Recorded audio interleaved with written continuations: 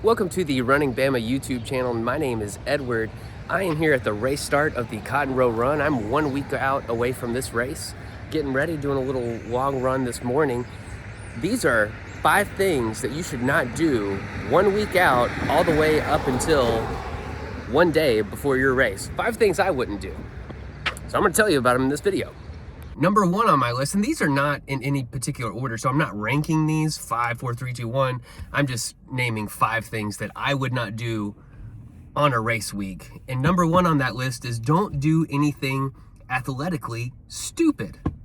And that could be a lot of different things, but if you've been training, and this is specifically if you're training for a running race, like me, I'm training for a 10K, I'm trying to do well, and I'm trying to compound that fitness into another race, a longer race, a half marathon, then a marathon at the end of the year. So I should not do this week anything that's out of that box or that I haven't normally done. And I typically go to the gym or work out at home with some dumbbells twice a week. So I am gonna do that this week. I do a full body workout at the gym, usually midweek, and then on the weekend I'll usually pick up some dumbbells on a day like Saturday when I'm not running as long of distances. So I'm still doing that, but I'm not gonna go try CrossFit this week for the first time ever. I'm not gonna go do Pilates. I'm not gonna go try Olympic weightlifting this week. That would be stupid. That would be athletically stupid. You know, and why would you be tempted to do that? Because usually on a race week, you're not exercising as much as you have been when you've been building your training like I have. You know, I got all the way up to running like in the 40s on miles per week. And this week I'm probably going to run somewhere in the 20s, like 25 miles. So that's 15 miles that I've been used to running that suddenly I'm not going to be running. So I have this extra time, maybe this extra energy, and then maybe somebody's like, hey, you want to come try this class with me or whatnot? And I shouldn't do that because you're tempted to. You're tempted to suddenly try something you haven't done before. And an example of when I did this is, I think my first Ironman race was in 2016. I did the Boulder, Colorado full Ironman, and that's swimming 2.4, biking 112 miles, and then running a marathon all on the same day.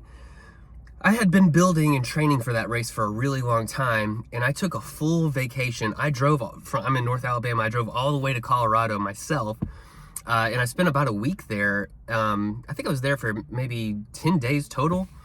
So I had several days before the race when I was in Colorado, and then I was going to be there several days after the race, and then I was going to drive back home.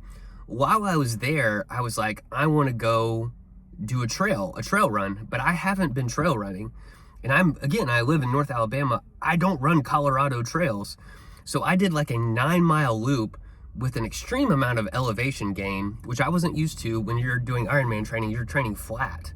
You know, I was running flat, I was biking flat, I was swimming.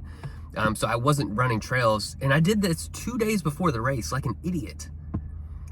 So my quads were so sore from that just trail run, and I didn't run hard or anything, but elevation, you know, it's like you're climbing stairs the whole time. So that was dumb. Don't do that. Number 2 on the list is kind of the opposite of number 1. We're gonna go with don't taper too much. Meaning, you know, typically during a race week, if you've been doing a big build for like 12 to 16 weeks like I have, the week before the race, you would want to dial that training back, that volume back a little bit, that intensity back a little bit. Some people, I think, take this too hard, meaning they don't do barely anything the week of. And in my opinion, I think that can cause you to lose fitness. On the Strava app, it'll show you like it'll give you a fitness number as you train. And if you don't train for a couple days, that number goes down drastically, pretty quickly. So I think you need to like maintain your fitness the week before the race. For me personally, you know, I've been training for a 10K. I've been doing about 40 miles a week for the past 6 weeks or so. And this week, I'm really just gonna do about 20 to 25 miles a week. The race is uniquely on a Monday because it's Memorial Day race. So Monday through Friday of this week, I'm running 4 miles about every day. I'll do 1 speed work session in there. And then Saturday and Sunday, I'll do 3 easy miles both days. And that should leave me feeling fresh for the race. But in my experience, I've also done this before where I've taken too much of a taper and then showing up race day morning feeling out of shape. So don't taper too hard. P.S. on that note, you should still recover though. Like this week I am prioritizing sleep. I am sleeping a whole lot. I'm doing an afternoon run where normally on Mondays I would do a morning run and an afternoon run. Skipped my morning run so I could sleep until 7 a.m. Get ready to work and take my kids to school, where normally I'd be getting up at like 5:30 to go run. So this week I'm prioritizing sleep and recovery. Number 3 on the list is going to be, do not come up with some brand new nutrition plan just because you went shopping at the running store trying to get some socks or whatever for race day, and then suddenly you see some new thing you want to try and you're like, I'm going to try that out on race day. So don't come up with some brand new nutrition plan, because gels and hydration packets and salts and things like that, those are things you have to know are going to do well for you on race day. You have to know that it's going to make you feel good as far as energy wise, but also you have to know that it's going to make your stomach feel good, because you know, for longer distances like half marathons, marathons, or even ultra marathons, what's going to keep your stomach settled is very important. And then also knowing your sweat rate and how much electrolytes you need to replenish. So going out and trying something brand new, and there's certain things, because I've been there. I've tried a bunch of different stuff, and I'll kind of show you all in some of this B-roll. But there are certain things that don't work very well for me, and there are certain things that I've seen, you know, I've been influenced where I've went and ordered something because some, you know, running YouTube channel or influencer has, you know, talked about it a little bit, whether it's they're sponsored or they genuinely like the product, but I don't have the same taste buds as everybody else, and then my stomach doesn't react the same way as everybody else. So there's a couple things that I have like a cabinet with a graveyard of items that I don't really like, and I'm not going to call those out because there's attributes of certain items that maybe I don't use, but I still like other products from that same brand, or maybe it's something that just didn't fit my taste, but maybe I'll like it later, who knows. So number 3 on this list, don't come up with some crazy new nutrition plan week of the race or day of the race. Stick with what you know works for you. Me personally, I stick with regular old Gatorade or Gatorade Zero because it's readily available to me all the time.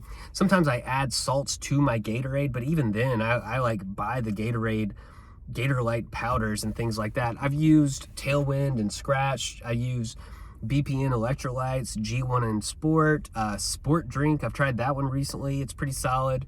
You know, there's plenty of them. There's plenty of them out there. But I stick with what works for me best, and that's Gatorade, like regular old Gatorade.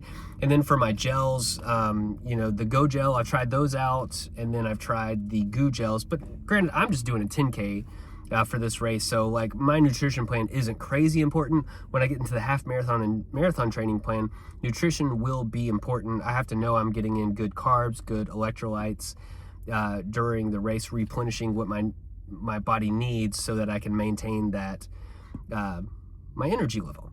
So that's number 3. Number 4 on this list is don't try out brand new gear for your race. Don't try out hats, shirts, shorts that you've never worn before, packs especially. This stuff can really ruin your race if you've never used it before, because most of all, chafing.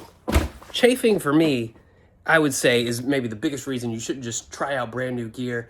It's not going to help you. Oh my God, look at my hair. Look at my hair. Chafing for me, especially with packs and shirts and shorts and things like that, it could cause issues for you. You know, train with what you're comfortable with and then race in that as well. You know, at least the correct brand and things like that. You know, and then also it can slow you down, especially packs and shorts that you've never used before, because you may not be comfortable knowing where all the pockets are supposed to be. So don't race with brand new gear. Also, I'm running on the treadmill because it's like 92 degrees outside. And I'm just going to try to do an easy run, not die out there. Number 5 on the list seems like the most obvious, like, easy thing that you shouldn't do, but most people do this anyways. And I'm talking about don't wear brand new shoes on race day. There's a lot of maybe subcategories of this, but I see it all the time in people's videos and other people I meet who are at races be like, I've got brand new shoes for this race. And yet you always hear people talk about how you shouldn't do it.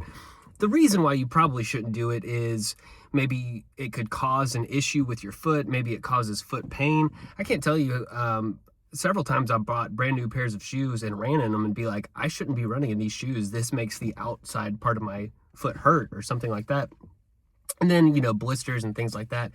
I always try to wear it in a pair of shoes a little bit, but also just know how you react. Now, there's some exceptions to this rule. I think if you always buy Nike Alpha Flies and you bought a brand new pair for the race and you did a shakeout run in it, I think that's okay. And again, I'm not the expert here. I'm just a guy who likes running. But definitely don't buy a brand new type of shoe that you've never run in before. And for sure, don't run in a pair of shoes you haven't put any miles in whatsoever. Don't do that. So if you have anything that you'd like to add to this video, things that you think you shouldn't do during race week or for the race itself, please leave a comment. I'd love to hear about it. I'm sure there's many things I've left out, but these are 5 things that I could think of for this video. So I'll see y'all on the next one.